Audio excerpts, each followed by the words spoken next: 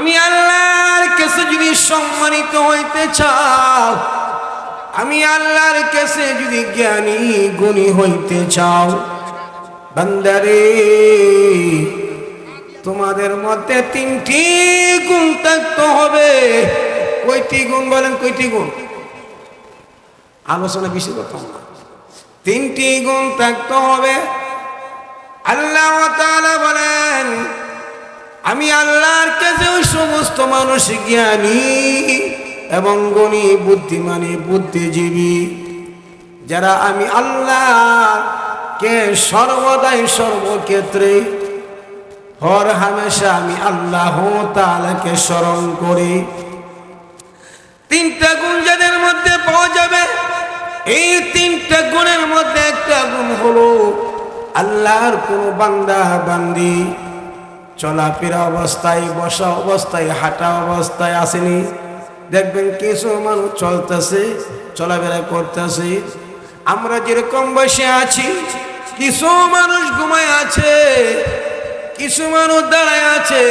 আল্লাহ তাআলা বলেন, যারা হাঁটা অবস্থায়, বসা অবস্থায়, দাঁড়ানো অবস্থায়, শোয়া অবস্থায়, এই অবস্থার মধ্যে যে কোনো এক অবস্থায় আমি আল্লাহকে স্মরণ করবে, আমি মওলাকে স্মরণ করবে, তারা হচ্ছে আমি মওলার কাছে তারা জ্ঞানী। তারা জ্ঞানী আমার কাছে, যে আমাকে স্মরণ করবে।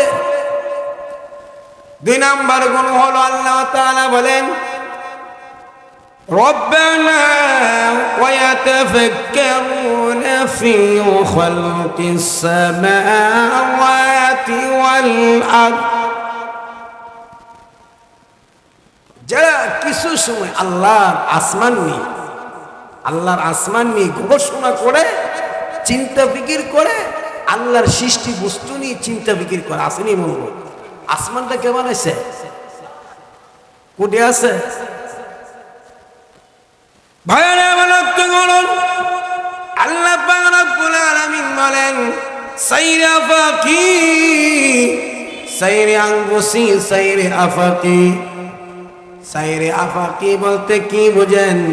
যারা আমি আল্লাহর সৃষ্টি বস্তু নিয়ে গবেষণা করে চিন্তা করি, আসমান কে বানাইলো, জমিন কে বানাইলো, এই বিশাল পৃথিবী কে সাজাইলো। আল্লাহ তাআলা বলেন, আমার বান্দা কিছু সময়ের ভিতরে চিন্তা করে, নিশ্চয়ই একজন তো বানানোওয়ালা আছে, আসেনি? একজন বানানোওয়ালা আছেন। তিনি কে? তিনি হলেন আল্লাহ। তিনি কে? আল্লাহ। আল্লাহ পাক রব্বুল আলামিন নাকি বলেন, রব্বানা মা খালাকতা হাযা বাতিলান সুবহানাকা ফাকিনা আযাবান নার।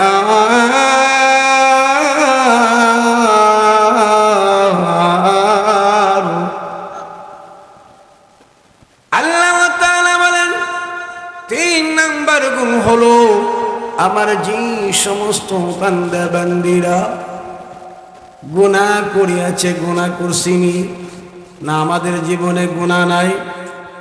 আল্লাহ বাংলাকে বলেন, ভাইরা আমার লক্ষ্য করুন, আল্লাহ বলেন সবচেয়ে বেশি আশ্চর্য লাগে আমার কাছে আমার যে বান্দা গুনাহ করে, আমার যে বান্দি গুনাহ করে, গুনাহ করার পরও আমি আল্লাহর কাছে সে অনুতপ্ত হই না। গুনাহ করছি তাতে কি হয়েছে? ঠিক কিনা? কি বলেন? আছে না এমন ভাই? আছে না?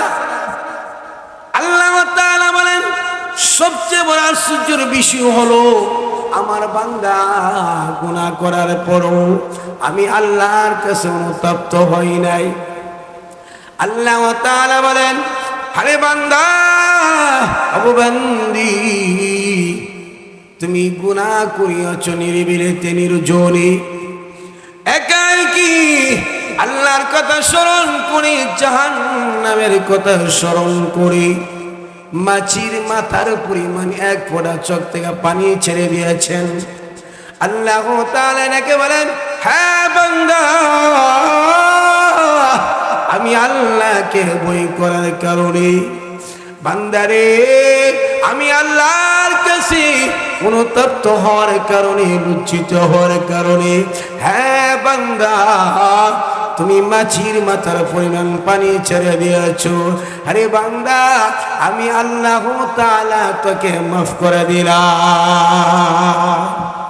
তাহলে আল্লাহর দৃষ্টিকোণ থেকে আমরা যদি সম্মানিত হইতে চাই, আমাদের মাঝে গুণ থাকতে হবে কয়টি? তিনটি। এবার আসুন লক্ষ্য করুন, আমি যে আয়াতে কারিমা তেলাওয়াত করিয়াছিলাম, আল্লাহ তাআলা বলেন, ইয়াউমা লা ইউনফাউ মালু ওয়ালা বানুন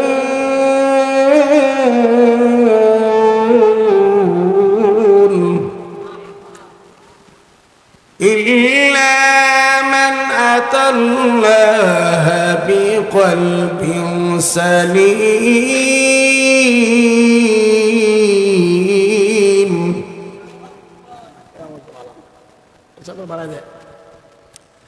আল্লাহ তাআলা এই আয়াতের ভিতরে কি বলেন? ভাইরা আমার লক্ষ্য করুন, আল্লাহ তাআলা ডেকে এই আয়াতের ভিতরে কি বলেন?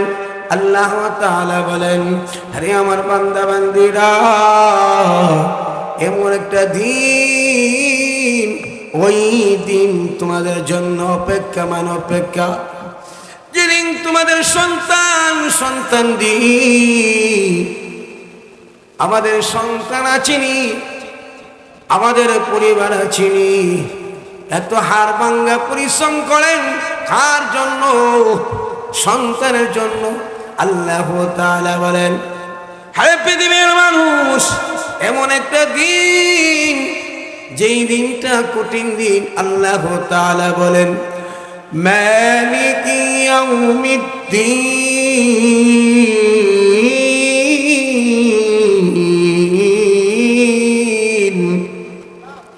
বিচার ফল দিন, কিয়ামত দিবস।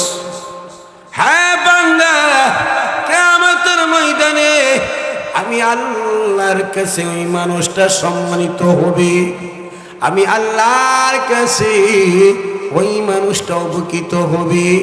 তোমার সন্তান কাজে আসবে না, তোমার সম্পত্তি কাজে আসবে না, তোমার পরিবার কাজে আসবে না, তোমার লোক লস্কর কাজে আসবে না, তোমার অর্থ সম্পদ কাজে আসবে না।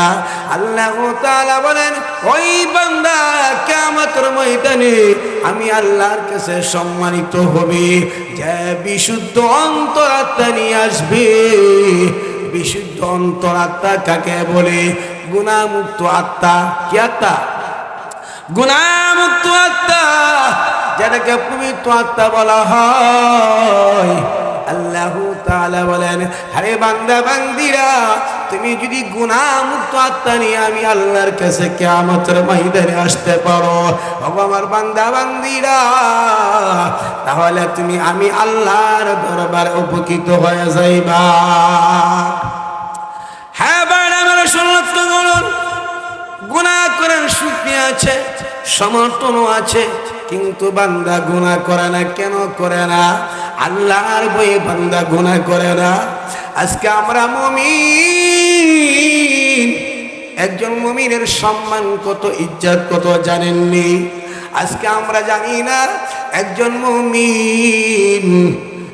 মুমিন ইমানদার বান্দার সম্মান কত। আপনি আমি আল্লাহর ভয়ে নামাজ ছেড়ে দেই, আল্লাহর ভয়ে গুনার কাজে লিপ্ত হয়ে যায়। আল্লাহ তাআলা বলেন, আরে বান্দা, আমি আল্লাহর ভয়ে যে বান্দার অন্তরের মধ্যে সর্বদাই সর্বক্ষেত্রে জাগ্রত থাকবে, পৃথিবীর কেউ যদি নাও দেখে, আমার আল্লাহ, আমার মালিক আমাকে দেখতাছে। ঠিক কিনা? আল্লাহ দেয়নি? একজন মুমিনের সম্মান কত, ইজ্জত কত। আল্লাহর কোন বান্দা এশার আজান পড়ে গেছে, ঠিক কিনা? আমার আলোচনা ছেড়ে দিব, আর না হতে নামাজের ক্ষতি হবে, ঠিক কিনা? বলা হয়েছে একজন মুমিন আল্লাহওয়ালা বান্দা মসজিদের মধ্যে আজান করলে আজান করার সাথে সাথে মসজিদ মুখী হয়ে যায়। বান্দা যে রাস্তা দিয়ে হেঁটে হেঁটে মসজিদে যায়, যেখানে গিয়ে নামাজ আদায় করে সেজদা দেয়, ওই বান্দা দুনিয়া থেকে চলে যাওয়ার পরে